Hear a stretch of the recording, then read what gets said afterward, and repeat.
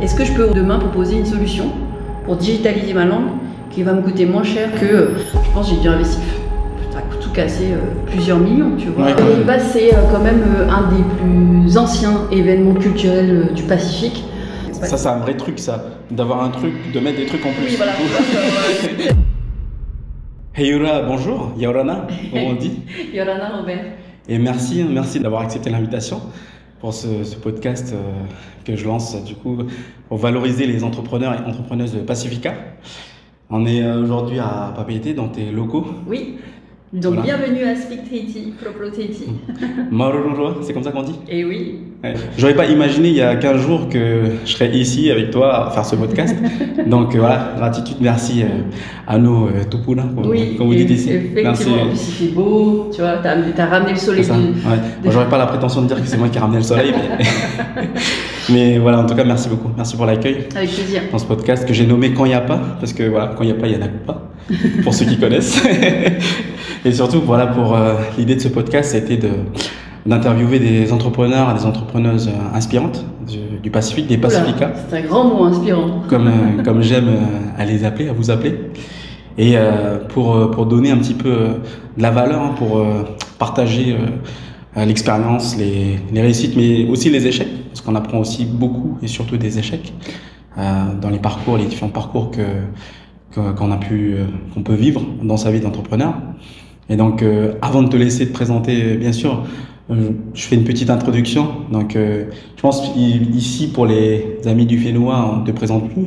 Du coup, tu es une jeune entrepreneuse inspirante, jeune. qui s'est lancé le défi de remettre la place de la langue du Reo Tahiti, de la remettre à sa place, notamment la place de la culture.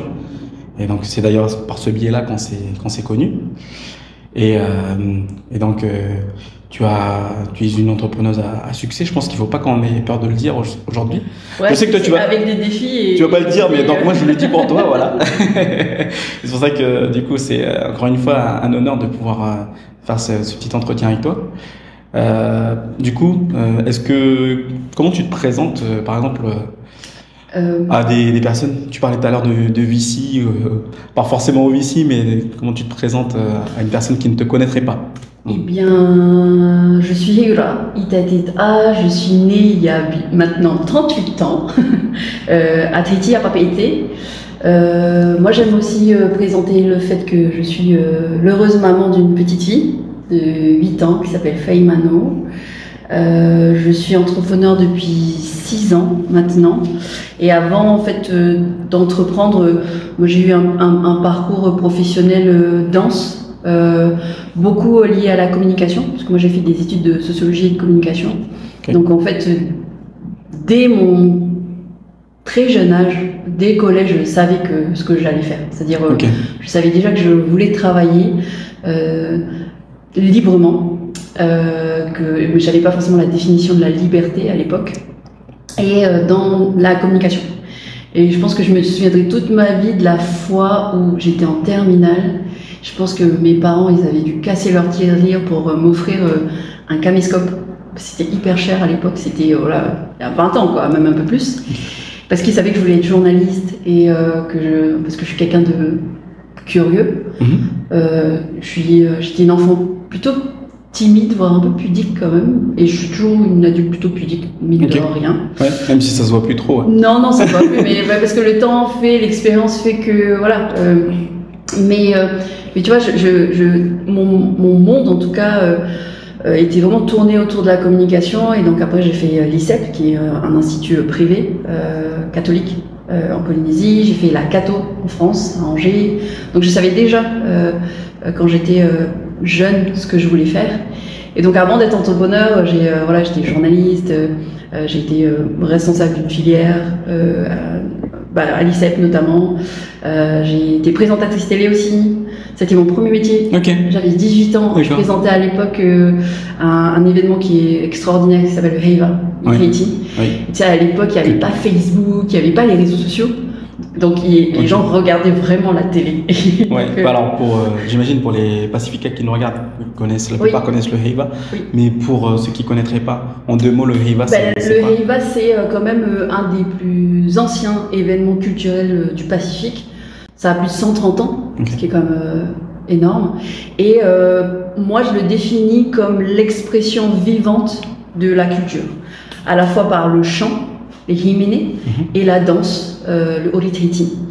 Et c'est un concours, donc il y a 2 catégories, amateurs et professionnels. Et chaque année, tous les juillets, c'est vraiment le moment où voilà, on va réunir des communes, des associations et des grands groupes de danse dans une compétition. Et ce qui est génial, c'est que tu t'imagines en fait, Robert, dans un groupe de danse ou même de chant, il y a une soixantaine, entre 50, 60, voire une centaine de personnes. Et à ces centaines de personnes, il faut que tu rajoutes la famille, il faut que tu rajoutes les amis. Et en fait, c'est vraiment, c'est l'esprit communautaire. Ouais, c'est énorme, quoi. Moi, j'adore.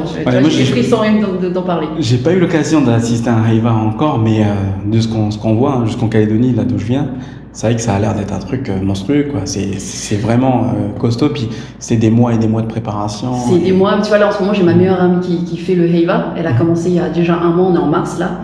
Le Heiva, c'est en juillet. Donc, c'est beaucoup de préparation, c'est beaucoup de bénévolat. Parce que même si on a des troupes professionnelles, la majorité des gens viennent vraiment avec leur passion, avec leur cœur, avec leur temps. Et c'est plusieurs mois, plusieurs heures de répétition. Et c'est ça qui est génial, tu vois, c'est d'avoir une espèce d'effervescence. Moi, j'ai déjà fait le Heiva, et c'est vraiment tu en mode de va, quoi. Genre, t'es dans. C'est l'équipe là, quoi. Et puis, c'est un concours. C'est le taroué, tu vois. Le taroué, du coup, comment tu dis? Le taroué, pour moi, c'est l'esprit d'équipe et pour avancer, tu vois. C'est genre, c'est ça. La communion pour atteindre un objectif commun. L'objectif, c'est quand même la première place. Après, honnêtement, tu le fais aussi parce que c'est une chance. C'est une chance. C'est une fierté aussi. C'est une fierté de chanter, de danser sa culture. Puis franchement, il y a des spectacles qui sont juste dignes des plus grands spectacles pour moi, tu vois. Et je le dis sincèrement, il y a des chorégraphies, des mises en scène. Des fois, je me dis, waouh, on est vraiment un pays d'artistes, quoi. Ça se voit à peine quand tu arrives à l'aéroport. C'est génial. Et du coup, donc, pour revenir sur ta carrière, tu as effectivement une première expérience, on va dire, dans le journalisme, c'est ça? Oui. Tu es journaliste. Tu as apprécié globalement cette partie? Moi, j'ai adoré. Ouais, t'as aimé? Oui, en presse écrite, en radio, en télé. Je pense que c'est un métier passionnant. C'est aujourd'hui, on le rappelle pas assez souvent, c'est aussi un métier dangereux pour certains. De rien. Bah oui, pour ceux en tout cas qui vont sur le front, pour ceux qui sont là pour faire en sorte de donner la bonne information, la vraie information aussi, surtout quand tu es noyé dans un espace numérique où tu as du fake quand même assez régulièrement. De plus en plus. De plus en plus, je trouve que c'est un métier qui pour moi je trouve que c'est un métier noble. J'ai beaucoup aimé être journaliste, et ça m'a beaucoup apporté. Et ça t'a apporté. Et du coup, qu'est-ce qui a fait finalement à un moment donné que tu t'es dit je vais lancer à un moment donné mon propre projet? Il y a eu peut-être que j'y vais un petit peu vite, mais est-ce que tu as eu d'autres expériences après ça, professionnelles? C'est vraiment lié à la communication. Avant d'être entrepreneur, moi j'étais responsable de la communication et du marketing digital de la chambre de commerce. Je sais qu'il y a aussi une chambre de commerce en Calédonie. Tout à fait. Et en fait, à cette époque, on lançait le premier incubateur de Polynésie qui s'appelle Prism, sous la houlette d'un autre incubateur qu'on connaît tous dans le milieu social et solidaire qui est Make Sense. Et en fait, franchement, je me suis dit, ça a l'air quand même pas mal d'entreprendre. Déjà, travailler dans une chambre de commerce, c'est la maison des patentés, c'est la maison des entrepreneurs, une chambre de commerce. Je me suis dit, waouh, c'était déjà quelque chose qui me tentait plus ou moins. Et vraiment, l'idée, elle est arrivée il y a quasiment 9 ans, quand j'étais enceinte de ma fille, et que je me posais la question de la langue maternelle. Juste, et par curiosité, je regardais un peu ce qui se faisait, ce qu'on en disait, et voilà, la big picture, c'est 7000 langues dans le monde, parce que les gens ne le savent pas, mais connaissent de plus en plus ce chiffre. Sur ces 7000 langues, il y a quand même un risque de déperdition jusqu'à 90% d'ici 2100. 2100, c'est vraiment demain. Donc, tu vois, c'est quelque chose qui m'interrogeait. Et moi, ce que j'ai voulu dès le départ, c'était rendre désirable et swag la langue. Et moi, ma définition, c'était, on a une chance énorme de pouvoir apprendre dès la maternelle le Reo Tahiti et les autres langues. Hein. Ouais. Parce qu'on parle beaucoup du tahitien, mais en fait, on a quand même les 7 langues en Polynésie. Il y en a 7 hein, en global oui. pour bien comprendre. Au fénois. Et en fait, ce qui pour moi était intéressant, c'était de me dire, on a des cours, on peut aller même faire son master à l'université de la Polynésie pour les langues océaniennes. On a tout ça. Et je me dis, mais qu'est-ce qui me manque? Et en fait, au tout début, moi, je voulais faire des immersions un peu comme quand nous, on va en Nouvelle-Zélande, on va l'anglais, en famille. Et je me suis dit, en fait, ça pourrait être vraiment trop chouette de faire des immersions. Mais moi, j'ai d'abord pensé clients, c'est-à-dire, moi, mes clients, je voulais pas que ce soit des enfants, je voulais que ce soit des adultes. Okay. Je me dis, c'est quoi les trucs cool que moi, j'aimerais faire pour pouvoir apprendre le Reo Tahiti. Et on a commencé avec la pirogue à voile. D'accord. Avec l'école de pirogue à voile traditionnelle avec Teiva Aroué. Ouais. Ensuite, je me suis dit, il y a une super brasserie qui s'appelle Hoa. Donc, on va essayer de faire une immersion pour apprendre à faire soi-même sa bière. Okay. On va aller au musée. En fait, on va faire du café. Et tout ça, mais en tahitien. Ok. Et ça, tu as commencé à le faire quand tu étais à la CCI, du coup? Ah non, pas du tout. En fait, non mais la folle. J'ai démissionné. Ouais. Non mais j'ai démissionné. J'avais aucun filet. J'avais juste postulé à Pris. Okay. Je savais pas si j'allais être prise ou pas. D'accord. Mais j'ai démissionné d'un CDI. D'accord. Pour me lancer parce que je voulais absolument être dédiée à mon entreprise. À ton projet, oui. Au tout début, ça a été ça. En gros, aversion au risque, profil, plutôt dans le all-in. C'est-à-dire quand tu pars sur un truc, tu vas apprendre. Moi je suis un risk taker. C'est ça. Ouais, preneuse de risque, ok. Preneuse de risque, carrément. Et c'était une décision qui était mûrement réfléchie aussi. Hein. Je sais pas. C'est un projet qui est arrivé comme ça. Ça a quand même mûri assez rapidement. Mais tu vois, pour me dédier à ça, j'ai démissionné en me disant. Et en plus, l'incubation, j'avais pas un salaire. Ici, il n'y a pas la caisse chômage. Oui. Moi, j'ai vécu sur mes économies, du coup. Oui, c'est ça. Ouais, c'est vrai que c'est un fait à noter, peut-être en comparaison avec la Calédonie, c'est que, en Calédonie, il y avait un chômage, du coup, qui a un petit peu, remis en question à cause des événements que vous connaissez. Mais c'est vrai que c'est quand même une différence totale quand on se lance en entrepreneuriat. Le fait de ne pas avoir entre guillemets le petit matelas, même si c'est quand même c'est pas grand chose, mais c'est comme quelque chose, ça aide quoi. Donc, après tu vois, pendant quasiment 1 an, j'étais vraiment dédiée à Speak Tahiti. Okay. Puis après j'ai eu l'opportunité de présenter une autre émission qui s'appelle Fénois Access sur TNTV. Et en fait j'ai mené les deux de front. D'accord. C'est-à-dire que je commençais à être un petit peu déjà profitable sur Speak Tahiti. D'accord. Avec l'activité. Avec l'activité. C'est-à-dire les sorties, l'école de langue. Tu avais quoi comme activité au début quand tu as commencé du coup? En service que tu proposais? J'avais vraiment les cours et les immersions. Ça c'était et c'est toujours le cas aujourd'hui. C'était le produit phare quoi. Ouais, c'est on va dire historique de Speak Tahiti. Et après, j'ai mené les deux. Je sais pas, parce que je trouvais que c'était une bonne opportunité. Je me suis dit, c'est certainement la dernière fois que. Et du coup, juste pour bien comprendre ce que tu faisais à l'époque en termes de. Si par exemple j'étais un client au début de Speak Tahiti, qu'est-ce que tu pouvais me proposer? Tu aurais fait 22 heures de cours, plus immersion. Donc c'est entre 8 et 12 heures d'immersion. Sur une période de 3 mois. Sur quel secteur? Sur Tahiti même? Sur Tahiti, oui. Tu avais des tours, des partenariats avec des familles, ce genre de choses? Alors, les immersions, pour le coup, parce que c'est plus compliqué à mettre en place les immersions en famille, c'est pour ça qu'on a décidé de faire des immersions plus en entreprise ou dans des organisations type publiques comme le musée. Et encore aujourd'hui, c'est possible de le faire. 6 ans après, ça fait 6 ans. Ok, finesse. Et à l'époque, on était quoi? Donc 2019. Ouais. Et 2020, Covid est arrivé. C'est ça. Ouais.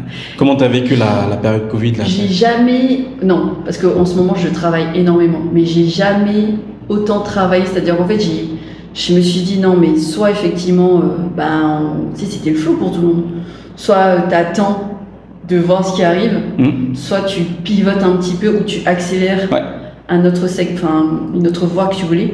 Et en fait, j'ai accéléré toute la partie digitale qui devait arriver, là on était en 2019, ça devait arriver en 2021, 2022. Et là, tu as mis full focus sur le digital. Full focus, j'ai sorti le premier site internet, j'ai bancarisé cette partie-là parce que, donc, paiement en ligne.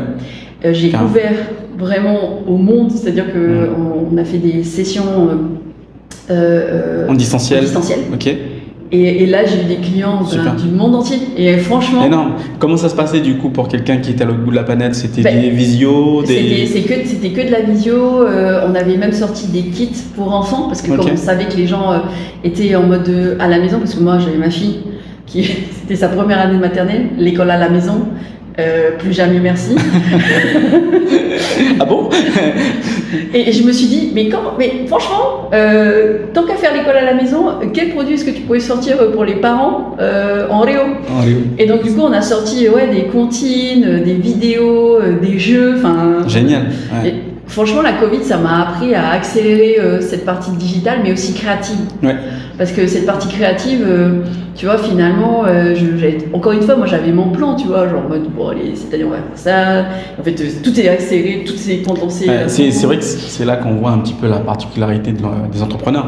Enfin, en tout cas, qui savent s'adapter, c'est que, en fait, c'est la situation qui impose un peu les mesures à prendre. Exactement. Tu as toujours ton petit plan qui est bien fait sur le papier ou l'ordinateur, et puis au final, Covid, crise, et puis faut pivoter, faut s'adapter.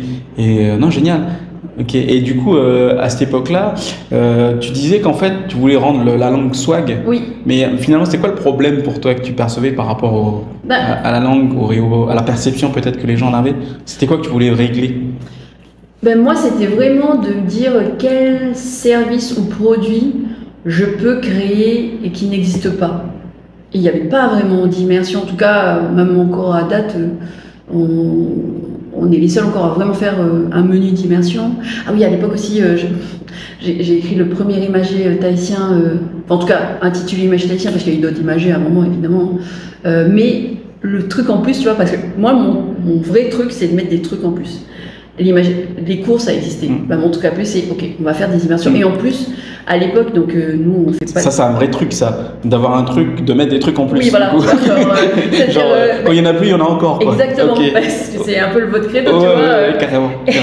Et donc en fait, le truc en plus, c'est OK, tu fais des immersions. Et en plus, nous, on n'a pas de tout est digitalisé aussi. C'est-à-dire que nos apprenants, ils ont déjà les cours qu'ils vont avoir. Enfin, c'est le package, ça va ensemble. Il y a aussi une partie numérique dans le package. Donc ça, c'était le truc en plus.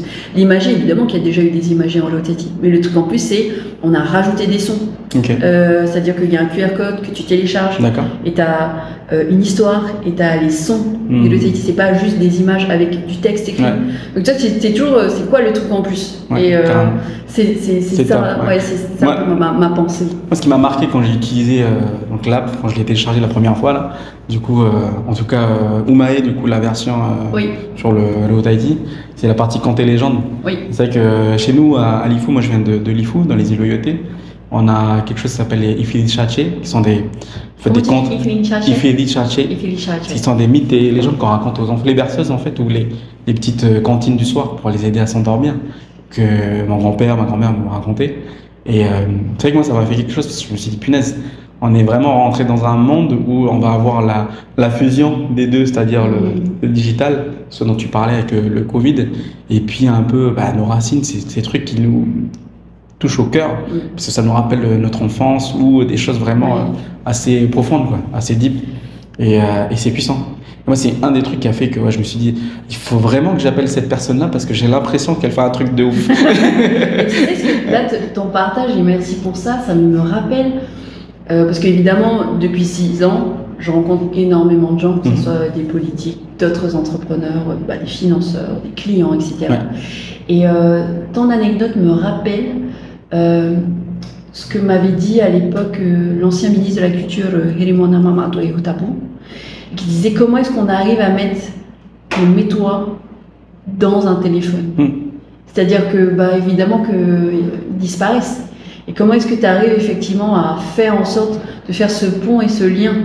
Mais là, effectivement, les applications mobiles dont tu parles, c'est une autre grosse étape de la développement. C'est-à-dire que, donc, historiquement, on a cette école de langue, qui est un organisme de formation, qui existe toujours. Et depuis 2023, on a donc la plateforme Ereo. Ouais. Et là, la plateforme Ereo, c'est... Qui est un peu l'aboutissement de tout ça, quoi. Mais je sais pas si c'est un aboutissement. Ouais, tu vois ça comme une branche, Ben, en tout cas, c'est l'histoire. Il y a un sens limite naturel, en tout cas. Tu vois, genre, au départ, et ça l'est toujours, c'est très humain, on fait des immersions et tout. Et à un moment donné, en fait, c'était de se dire, au moment de la Covid, franchement, ça m'a coûté cher de digitaliser. Okay. Vraiment, ça m'a coûté cher de lancer le site internet, de mettre en place le paiement, parce que ça coûte de l'argent. Vous êtes pas mal d'outils, je trouve, ici à Tahiti sur les interfaces de paiement. Calédonie, on a des outils, mais je pense que si vous avez un peu plus diversité dans les solutions. Après, tout est perfectible, il y a quand même des choses dont on n'a pas accès. Tu vois, des fois, avec notre carte bancaire, on ne peut pas payer des outils numériques. Tu vois, des fois, il y a quand même... Il reste quand même pas mal de choses à mettre en place.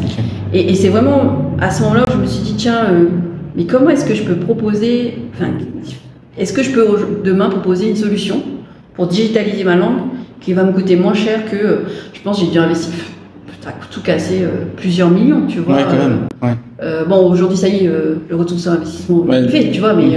Mais à l'époque, c'était un investissement, c'est un sacré pari, quoi. Ah oui, j'ai dû faire un prêt, j'ai dû passer face à Initiative. D'ailleurs, je viens de payer ce que je devais à Initiative Polynésie, c'est une hyper versée. Ça t'a fait plaisir ou quoi? Oui, je me suis dit... Tu dis, ça y est, débarrassé des crédits. Non, je me suis dit, j'ai pas menti. T'as pas menti, ouais. J'ai remboursé. Félicitations.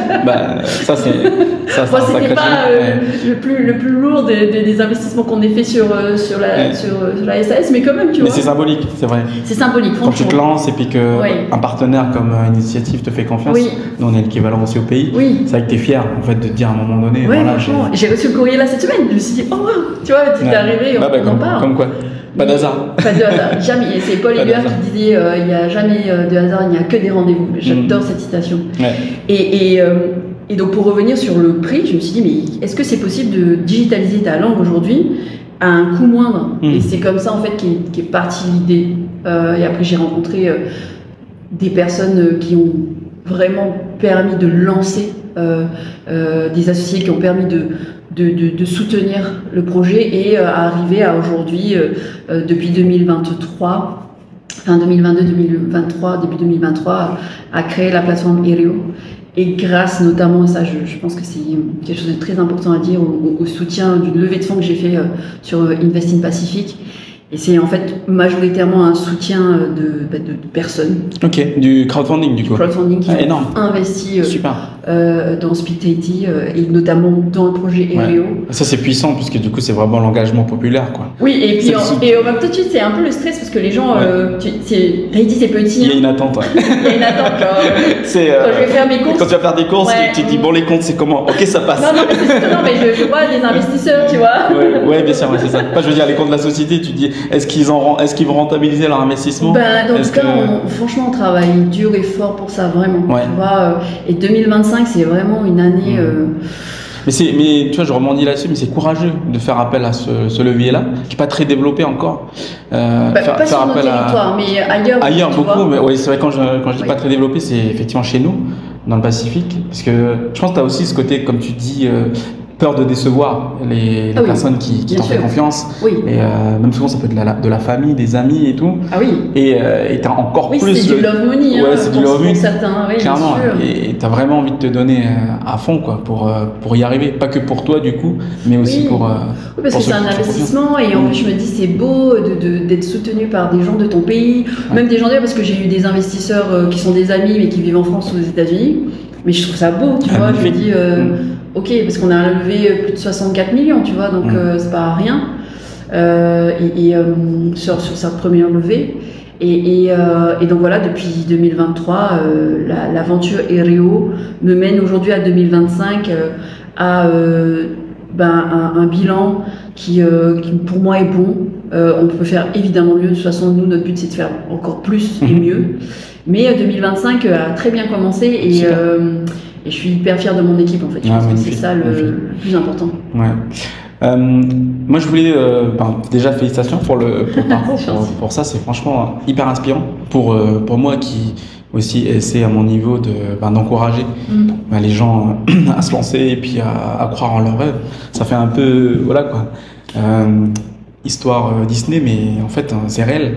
Il y a des cas Oui. où ça.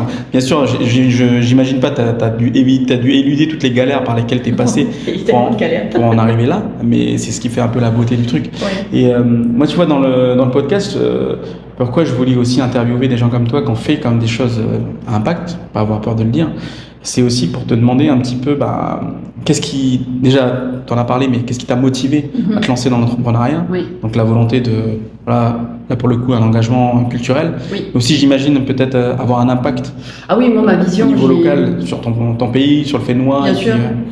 C'est quoi un petit peu Moi, j'ai une vision, ta vision là-dessus? Très claire sur, en tout cas, l'économie de la culture. C'est-à-dire qu'en fait, une culture, elle doit vivre évidemment, et pour qu'elle puisse vivre, il y a aussi une économie qui peut être générée. Et je pense que c'est pas un gros mot. Je pense que vraiment, on peut vivre de sa culture. Et là, je suis sur un segment de niche, un marché niche très spécifique, et pas tant finalement. Quand on s'ouvre au monde, le marché niche, c'est quand même plusieurs millions de personnes, donc on est plus sur la niche, quoi. C'est ça, c'est une goutte d'eau qui en fait peut devenir vite un lagon, voire un océan. Mais moi, tu vois, mon propos, c'est vraiment de dire, ok, tous les jeunes qui aujourd'hui vont à l'université pour, par exemple, devenir professeur de Réo, mais qui n'auront pas forcément une place, tous les gens qui ont un savoir extraordinaire, mais qui vivent pas forcément de ça. Enfin, quelle est la voie qui peut être proposée, et je pense vraiment que, tu vois, même le modèle de l'école de langue pourrait être dupliqué vraiment partout. C'est-à-dire, tu vois, faire des choses qui ont du sens, mais dans la langue locale, je suis persuadée que tu peux le dupliquer vraiment partout. Okay. D'ailleurs, c'est une des options qu'on a, qu'on aimerait réaliser, et ça se trouve, on va le réaliser d'ici peu, c'est de franchiser la méthode. Parce qu'il y a une méthode, puis il y a des différentes étapes et tout. Donc ça, tu vois, pour moi aussi, je voulais, moi, quand je me lève, vraiment, j'ai une chance inouïe de faire ce que j'adore. Même si c'est pas simple, même si c'est vraiment des heures, tu vois, ce matin j'ai commencé à 6h, je pense que je vais finir à 21h, 22h, c'est un quotidien que j'ai, c'est une hygiène que j'ai aussi, qui parfois est sur un temps donné, mais tu vois, je pense que l'investissement fait que, les finances font qu'il faut aussi être, tu vois, rigoureux. Même si, moi je suis quand même un électron libre, c'est-à-dire que je suis pas sortie du salariat pour être la salariée de ma propre entreprise, donc j'ai quand même une liberté, et d'ailleurs que je partage avec les autres salariés de l'entreprise. Il y a une confiance. Moi je pense que c'est au-delà de la bienveillance, c'est avoir confiance aux gens avec ton équipe, déjà. Moi j'ai confiance en eux. Ouais, clairement. J'ai confiance en eux. Après, ça n'évite pas, le contrôle. Oui, la confiance n'exclut pas le contrôle. Ah non, jamais. Je pense que d'ailleurs, ça m'a fait défaut à un moment donné. Genre, la confiance a exclu à un moment donné le contrôle, et en général, on est souvent surpris. Mais c'est vrai que je pense que, comme tu dis, moi c'est un peu aussi la même approche que j'ai. C'est qu'il faut travailler avec des gens engagés déjà, et puis qui sont alignés avec la mission que tu t'es donnée. C'est beaucoup plus facile. Après... Mais même si le leitmotiv n'est pas le même, c'est pas grave, tu vois. À partir du moment où la cible est la même, la destination est la même, c'est pas grave si les voyages, tu vois, parce que évidemment, moi j'ai pas le même leitmotiv que mon développeur ou que mon professeur de Réo. Enfin, je pense qu'on a tous, tu vois, des chemins différents, mais qui nous mènent vers un objectif commun. Et honnêtement, moi, ce que j'aimerais dire par rapport à cet aspect-là, très important, ton équipe, c'est très important, la RH. C'est très important de mettre en place quand même des syncs, donc des moments de synchronisation. Tu vois, nous, toutes les 3 semaines, on fait un café. Donc c'est le café sync, ça dure une demi-heure. Un petit moment de cohésion, puis en même temps on se met à jour. Même si on se voit tous les jours, mais ça c'est le moment, c'est un moment à nous. C'est top. Je trouve que de plus en plus aussi, et ça c'est bien, on célèbre un peu plus, parce que tu sais, des fois... on a un peu le nez dans le guidon, et puis... On a le nez dans le guidon, et je trouve qu'on a cette tendance-là à dénigrer les succès, en se disant, ouais, ça va. Non, Faut célébrer. Ah oui, carrément. Bah, peut-être pas tout le temps, mais peut-être pas même, champagne et open bar, mais non, au moins dire yes, on a réussi. Ouais, oui, carrément. tu vois, c'est ça, je pense qu'on a tendance à le mettre un peu de côté et à dénigrer un peu, tu vois, genre une vente, un truc. Enfin, c'est pas qu'on le dénigre, mais si on se dit, bah, on est tellement dans le feu. Ouais, et puis, bah, c'est un mindset, on va dire. Les Américains font beaucoup ça. Moi, je suis très inspiré par la culture américaine là-dessus, notamment sur tout ce qui est marketing, qui est un sujet que j'affectionne pas mal. Et je trouve que, une grosse différence que je vois entre la culture francophone et américaine, et c'est pas une critique, hein, mais c'est ce sur quoi tu pointes le doigt, c'est-à-dire les succès, les célébrations, le côté, putain, on a réussi, quoi. Allez. On fête, on célèbre, on marque un petit temps d'arrêt et ensuite on avance. Oui. Et souvent, c'est vrai que quand on a été baigné dans cette culture française, encore une fois, c'est pas forcément que négatif, mais on oublie souvent effectivement de se poser et puis se dire, on a fait quand même un truc bien là. Ouais, après ça dépend, tu vois, parce qu'il y a quand même des startups françaises qui ont ce mindset là. Ouais, quand même. Après, c'est sûr, c'est aussi des différences générationnelles de management. Vraiment, je pense que ça c'est clair et net. Oui. Mais tu vois, il n'y a pas un meilleur ou un moins bon, il y a ce qui est aujourd'hui en 2025, tu vois. Ouais, carrément. Est-ce qu'on peut parler un petit peu en fait, on pourrait tenir 3 heures facilement, je pense, mais comme... non, de toute façon, on ennuie les auditeurs, on sait pas. Je pense pas. Vous direz en commentaire si on vous ennuie. Mais tu m'avais dit que tu avais une petite actu sympathique. Est-ce que tu peux la partager ou Non. Bah, de toute façon, c'est confidentiel. Non, c'est partagé. C'est vrai que donc moi j'ai ma co-CEO, ma DG, Capucine a candidaté pour nous en fait un concours qui s'appelle Aurora Tech Awards, qui est un concours international pour les femmes de la tech.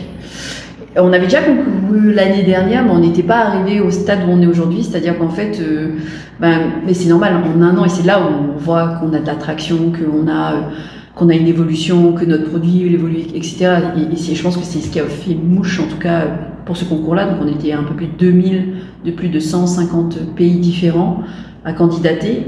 Et en fait, au départ, fin 2024, donc, on fait partie du top 120. Enfin, je dis mais c'est parce qu'en fait, c'est une personne, c'est une femme. Une représentante, qui représente et tout. Et donc, en fait, on est arrivé dans le top 120. Ensuite, du top 120, on est arrivé dans le top 30. Et à partir du top 30, en fait, il y a eu en fait un oral. J'ai une anecdote, pour moi, il était 5h du matin. Il était 5h du matin, parce que les gens étaient à Chypre, ou un truc comme ça, les gens du concours. 5h du matin, et à chaque fois que je fais des calls, mes coqs chantent. Je sais pas pourquoi. Enfin, mes coqs. Alors, c'est marrant parce que c'est exactement la remarque que j'ai faite à ma collègue quand je suis arrivé. J'ai pas réussi à dormir parce que j'avais un coq à ma fenêtre. Et apparemment, ici à Papeete, tout le monde est habitué. Les gens dorment tranquillement. Moi, j'ai pas réussi à dormir de la nuit. Mais ok, donc t'avais un coq du coup. Plusieurs, mais c'est juste que tu vois, là, il est 5h du matin. Et je pense que ça a dû un petit peu marquer. Tu vois, donc dans le top 30, on était 30. Alors, pas tout en même temps, mais. Et en fait, du moment où j'ai passé ce test-là oral devant un jury, je suis arrivée dans le top 10 et je fais partie donc des 10 finalistes. Femmes entrepreneurs de la tech qui partent au mois d'avril, donc on se rejoint toutes pour la finale au Caire en Égypte. Énorme. Et en fait ce qui est chouette, c'est de se dire que quand même, tu vois, Erio, on a créé from scratch ici en Polynésie, grâce notamment à un soutien du crowdfunding qu'on a fait. Et voilà, 2 ans plus tard, on se retrouve parmi ces finalistes-là. Donc, on a créé ça, toute la structure est toujours basée aujourd'hui en Polynésie. Ouais. Et j'adore parce qu'on a un tout petit point. Du coup, fierté, quoi. Ouais. Voilà. Proud Pacifica, comme on dit. Ouais. Et je crois même que je suis la seule représentante du Pacifique, parce que les autres sont soit d'Amérique du Nord, Amérique latine, c'est sûr, Afrique et Europe. Et en plus, pour moi, c'est une fierté de mettre les langues autochtones dans notre sujet, dans le game du business. Parce que, comme je te disais tout à l'heure, parce qu'en fait, ma vision, c'est l'économie et la culture. Tu du coup, le concours dont tu fais mention, c'est global, quoi. C'est toute thématique confondue. C'est toute thématique confondue. Ouais, c'est pas que culture. Non, c'est énorme. Il y a des solutions. Enfin, il y a les autres entrepreneurs. On est toutes à des stades de maturité différents. Mais effectivement, félicitations. C'est cool. Belle histoire, du coup. Belle histoire à raconter. Ouais, bah, alors du coup, là, il faut se préparer. Là, t'es dans le moment focus et tout. On va te souhaiter merde, quoi. Comme on dit. Bah, c'est gentil, mais super, génial.